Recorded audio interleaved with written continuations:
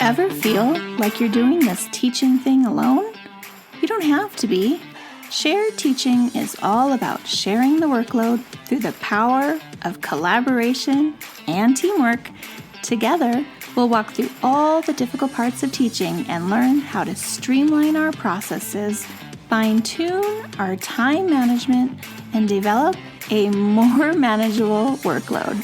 If that sounds like a dream come true to you, then welcome to the Shared Teaching Podcast. Let's share in the teaching to make those dreams a reality. Now here's today's Shared Teaching.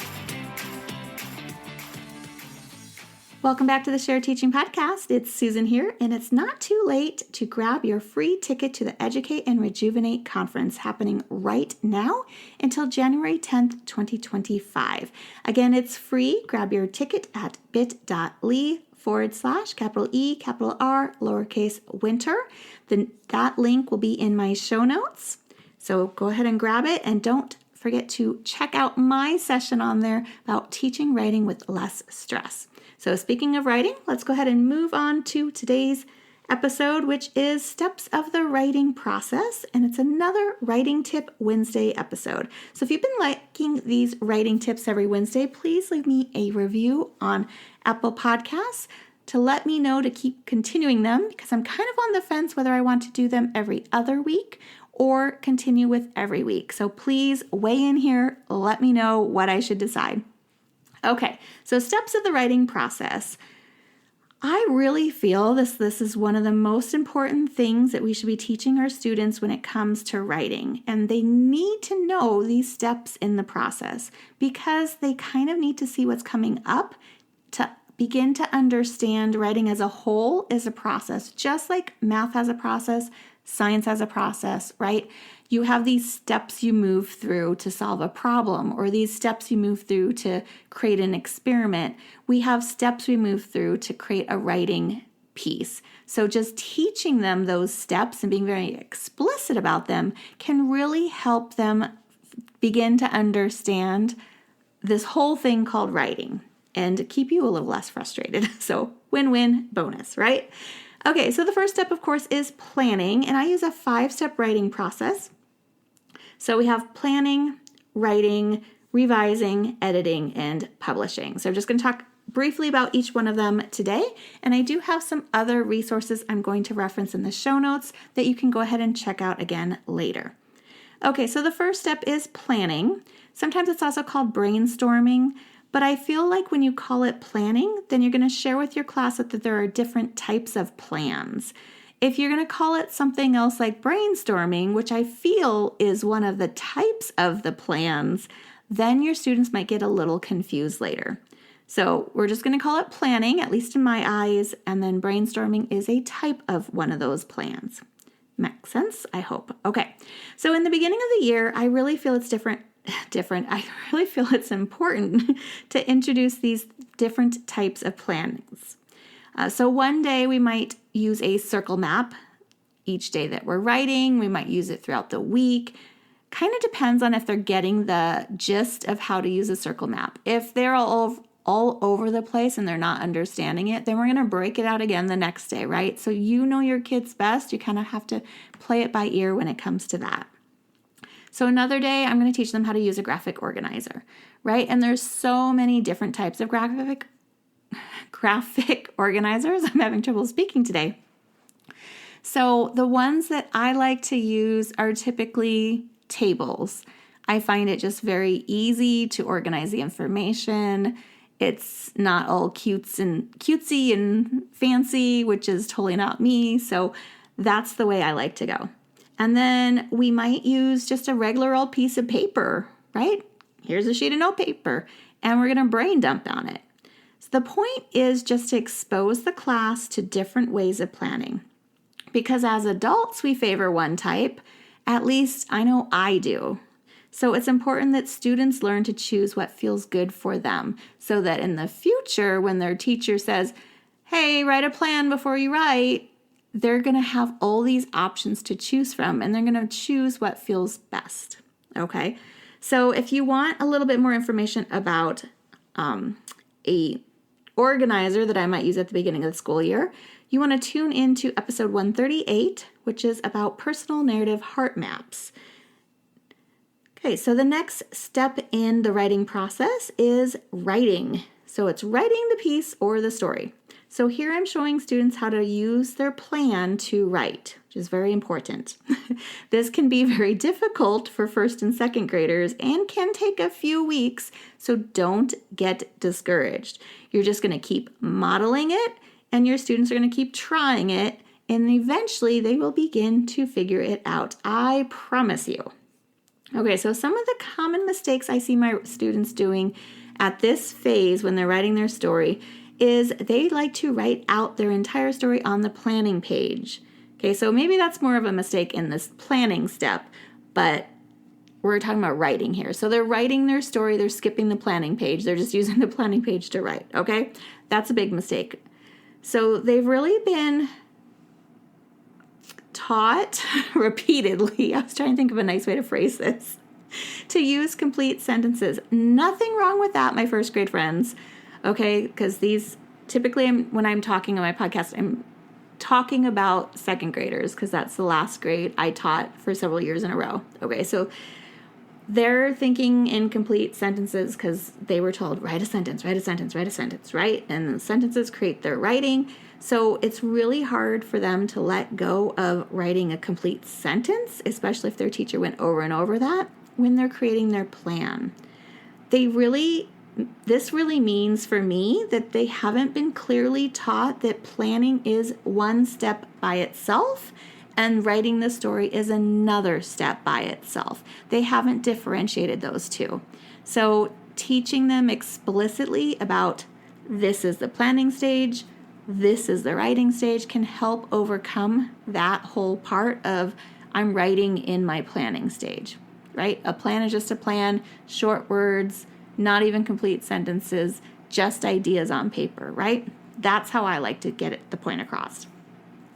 Another mistake is trying to fix their spelling mistakes as they write, especially your type A perfectionists in the classroom, right?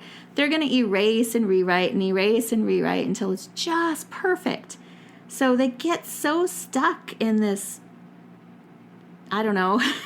moment of trying to sound out their words. And then all of a sudden the writing block is over and they don't even have a sentence on their page. I'm sure you can relate to this. So you're going to want to make sure to add some mini lessons about figuring out tricky words to help overcome this issue.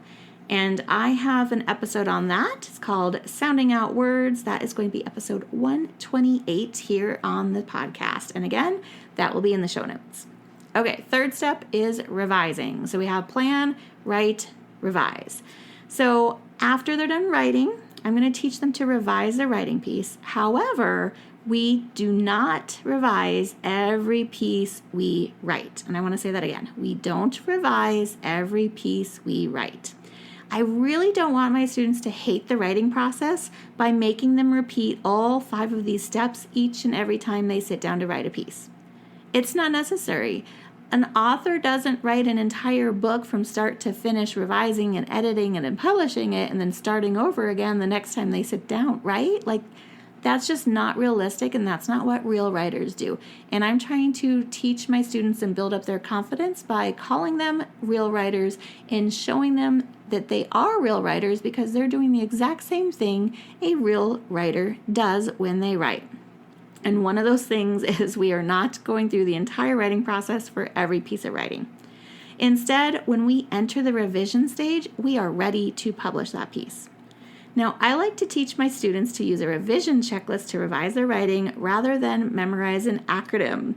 And here I'm cringing a little bit because I know how much us elementary teachers love our acronyms. They're fun to teach. They're cutesy. We like cutesy. It's elementary school, right? Like, how fun is it to teach them about cups and arms? But I want to shift away from that because I want to think about how my students are transitioning to upper grade levels and how they're going to be more successful in those upper grade levels. And learning how to revise with arms or cups or whichever one it is, it's going to be harder for them to have that transition from the cutesy to the practical. And of course, there's no right or wrong here. This is just my opinion. Okay, our fourth step, now that I've offended half of you, is going to be editing. So just like revising, I don't have my students fully edit every single writing piece. I do, however, want them to learn to look for at least capital letters at the start of each and every sentence and punctuation at the end of each and every one of those sentences. This should be a non-negotiable for every single second grade teacher. And I hope you're hearing me here. We want to make this mandatory because it's something that they should have learned in kindergarten and first grade. So there's no excuses in second grade. They should know sentences start with a capital and end with a period. And if they're still struggling with that, then that's a whole nother ball game where we're going to have small writing groups and small reading groups to teach about what are sentences, okay? But that's not what this podcast episode today is for. So once we are ready to publish, they are given an editing checklist, I forgot what place I was at. Okay, so we're in editing, so sorry. So once they're ready to publish their piece, the first step, of course, is going to be the revising and then the editing. So once they're ready to publish, they're going to give this editing, they're going to be given, I'm just going to leave all these mistakes in here because it's the first week back from break. I'm sure you can relate. I am tired as all get out and I'm just stumbling all over myself tonight. So please forgive me. Enjoy the podcast with all the mistakes. Okay, so we're publishing. I give them an editing checklist. It's very similar to the revising checklist, okay? Because I want to build the consistency with my students and really help them understand that there's this routine involved in the writing process. So not only is there a routine in how we move through the process, there's also a routine for each step within the process. And the last step then is publishing. So we had plan, write, revise, edit, and now publish. So when I teach my writing units, my students will produce several pieces of writing throughout the unit because they're given, I don't want to call them prompts, but they're given an assignment at the end of each writing lesson. And sometimes those result in writing pieces. Sometimes they result in adding to a writing piece, but they're going to look over those pieces when it's time to publish, and they're going to choose one. And then they're going to be asked to use this they're going to be given a rubric, and they're going to be using that almost like their checklist to check over what they're done when they're ready for finalizing their published piece, right? They're going to check over that rubric. Do I have this? Do I have that? Am I going to get that, 4 score?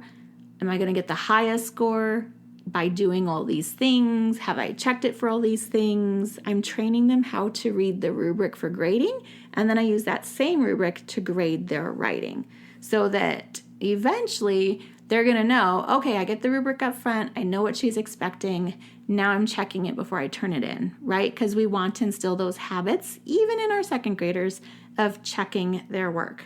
Okay, so I want to know, have you tried my newest freebie? If you haven't, you want to grab it because it's all about planning your writing units. So that is going to be in the show notes as well. If you are on my email list, you should already have access to it through my freebie library. If you didn't sign up specifically for it, you should be able to find it in there. And then that's it for this week. Stay tuned because I'm hoping to have another episode released this week on Friday. So stay tuned for that. And don't forget to subscribe on your favorite podcast player, and then you won't miss an episode. Bye for now. If you've loved this show, then join me in sharing the teaching, hitting that subscribe button, and leaving us a review on iTunes, so we can be found by more teachers like you who are ready to start sharing the workload. I hope you've enjoyed this episode. Find new episodes each week on sharedteaching.com. Thanks for listening to the Shared Teaching Podcast.